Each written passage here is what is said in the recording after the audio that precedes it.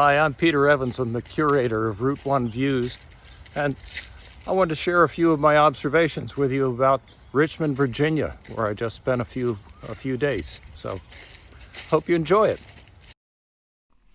It's hard to look beyond the enormity of the Civil War when visiting the former capital of the Confederacy. All around Richmond, Virginia, there are constant reminders of the warfare, suffering, heroism, and death in the 1860s, when the city had only 40,000 residents. The Civil War Museum at the Tredegar Ironworks is a must-see for every Civil War buff. A marker on Brown's Island along the James River informs us that the area was used for loading and storing gunpowder during the Civil War. Belle Isle, midway across the James River, was used as a prison camp for Union soldiers.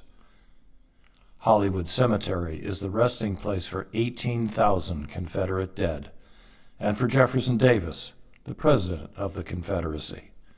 A slave trail runs through town. But there is so much to appreciate and understand before and after the Civil War. The city was home to much more than Civil War history.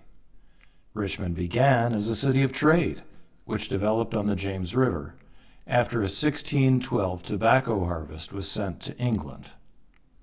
Trade expanded to include canal and rail transportation by the 19th century. Now, at the intersection of I-64, I-95, and Route 1, trade is auto and truck-centric. The Tidewater provided easy access to ports along the Chesapeake Bay and the Atlantic Ocean. Some of the manufacturing and warehouse buildings that predate Route 1 are still evident in Shockoe Bottom along the James River. Water power for manufacturing and electric generation was readily available, with a 7-mile segment of the river where it drops 105 feet in elevation. The exposed bedrock at the fall line also enabled the construction of bridges across the James. Richmond has been the capital of Virginia since 1780, when it moved inland from Williamsburg to prevent British attack from the water. So, despite all their precautions, the British, led by Benedict Arnold, found the Virginia legislature anyway in Richmond and burned the city the following year. Virginia Governor Thomas Jefferson was forced to flee during the mayhem. The Capitol building, completed in 1788, was designed by Jefferson, the second of 8 Virginia-born U.S. presidents. The Capitol building is still in use, as is the longest continuously occupied governor's mansion in the U.S., which is on the Capitol Square grounds.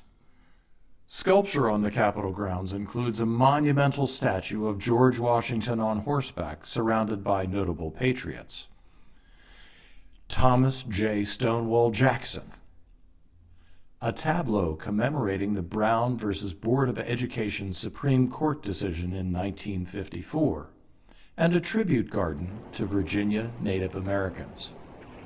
Although it is only about 100 miles from the U.S. Capitol, Richmond is home to a Federal Reserve Bank and to federal circuit and appeals courts. Governmental employees represent about 1/6 of Richmond's paid workforce. During the 20th century, Richmond was known as the headquarters of Big Tobacco.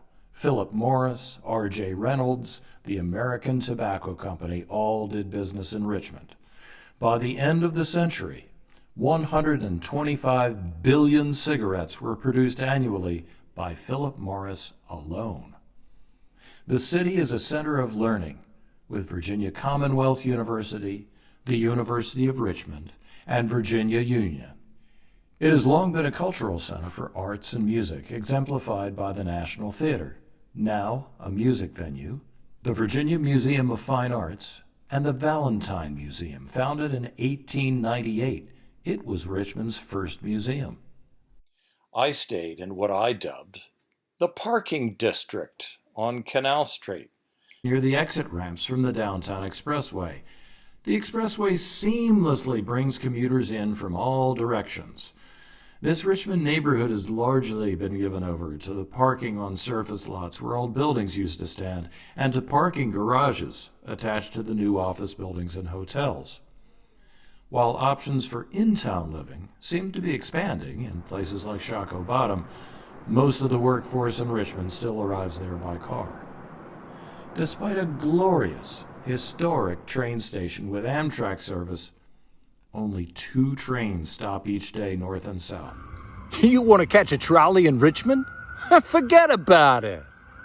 The only public transit available is the bus, with only 3 dozen routes for the metropolitan area of about 500,000. The current dearth of public transit is ironic, since the 1888 Richmond Union Passenger Railway was the first successful and safe electrified trolley line in the world. Boston soon followed Richmond's example, and the rush was on to transport commuters using electric traction in cities worldwide. Horse-powered urban transit was all but dead within a decade in the U.S., but Richmond trolleys were replaced with bus service by 1949, just as petroleum power was becoming the new standard in transportation, and the legacy of Richmond being the first at something so positive was lost. So, unsurprisingly, it's the legacy of the Civil War that remains. From